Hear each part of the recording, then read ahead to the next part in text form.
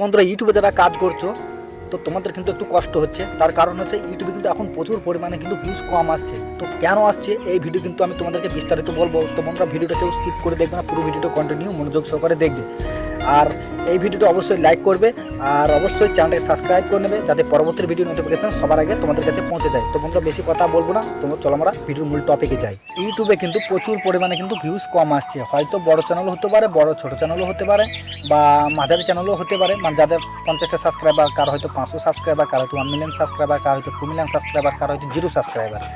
তো প্রত্যেক ইউটিউবারের কিন্তু ভিউজ খুবই কম আসছে, ভিউজ নাই বললেই চলে। তো এই যে ভিউজগুলো কম আসছে তারও তো একটা কারণ আছে না, কারণ নাই বলে?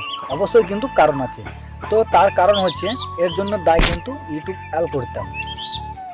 তো ইউটিউব অ্যালগরিদম কী করছে, ইউটিউবে কিন্তু লং ভিডিওগুলো চ্যানেলগুলোকে বসিয়ে দিয়ে তারা কিন্তু শর্ট ভিডিও চ্যানেলগুলোকে বেশি বেশি করে প্রমোট করছে, বেশি বেশি করে ইমপ্রেশন দিচ্ছে, বেশি বেশি করে কিন্তু প্রমোট করছে বলেই কিন্তু শর্ট ভিডিওতে বেশি ভিউজ আসার জন্য কিন্তু লং ভিডিওতে ভিউজটা আসছে না। আর 2 নম্বর পয়েন্ট হচ্ছে অডিয়েন্স। তো অডিয়েন্স কী করছে, অডিয়েন্স কিন্তু তারা কিন্তু সময়ের ব্যবহারটা করছে, তারা কিন্তু সময়টা নষ্ট করছে না। ধরো তুমি একটা ব্লগ ভিডিও আপলোড করলে তাজমহল নিয়ে, সেই টপিকের সেম টপিকের ভিডিও কিন্তু একটা শর্ট ভিডিওতে পেয়ে গেল। তো তারা কি করবে, তারা তো 10 মিনিট বাঁচিয়ে কিন্তু তারা 1 মিনিটের ভিডিওটা দেখবে। তাতে কী হবে, তাদের সময়ও নষ্ট কম হবে এবং কিন্তু তারা একই জিনিসটাও দেখতে পাবে। তো সেই কারণের জন্য কিন্তু ইউটিউবে ভিডিওতে ভিউজ কম আসছে লং ভিডিওতে। তো তোমরা কি করবে, তোমাদেরকে তো অবশ্যই ভিউজ বাড়াতে হবে, এভাবে তো চলতে দিলে হবে না, ভিউজটা বাড়াতে হবে। তো বন্ধুরা ইউটিউবে কিন্তু সবসময় কিন্তু এইভাবে অ্যালগরিদম কাজ করে না, চেঞ্জ হয়। কখনো শর্ট ভিডিওকে বেশি প্রমোট করে, কখনো লং ভিডিওকে বেশি প্রমোট করে। তো এইভাবেই চলে কিন্তু ইউটিউব অ্যালগরিদমটা বা রোবট সিস্টেমটা ইউটিউবে এভাবেই চলে। তো তোমরা তো এভাবে বুঝতে হবে না, তোমাদেরকে তো ভিউজ বাড়াতে হবে। তোমরা ইউটিউবে কাজ করছো, তোমাদেরকে পেমেন্ট আনতে হবে।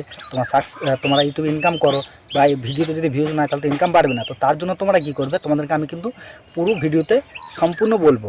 তো তোমরা তার জন্য কি করবে, তোমাদেরকে বেছে বেছে কন্টেন্ট তৈরি করতে হবে। এমন এমন কন্টেন্ট তৈরি করতে হবে যে কন্টেন্টগুলো ইউটিউবে সচরাচর পাওয়া যায় না, ইউটিউবে সার্চ করছে মানুষের প্রয়োজন, সেই সমস্ত ভিডিও টপিক তোমরা সিলেক্ট করবে, সেই ধরনের ভিডিও তৈরি করবে। খুব ভালো থাম্বনেল করবে, খুব ভালো এসইও করবে ভিডিওগুলিকে। তাহলে কি হবে, তোমার ভিডিওটা তারা কিন্তু সার্চ করে দেখবে। যেহেতু তাদের প্রয়োজন আছে, তারা কিন্তু পুরো ভিডিওটা তারা দেখবে।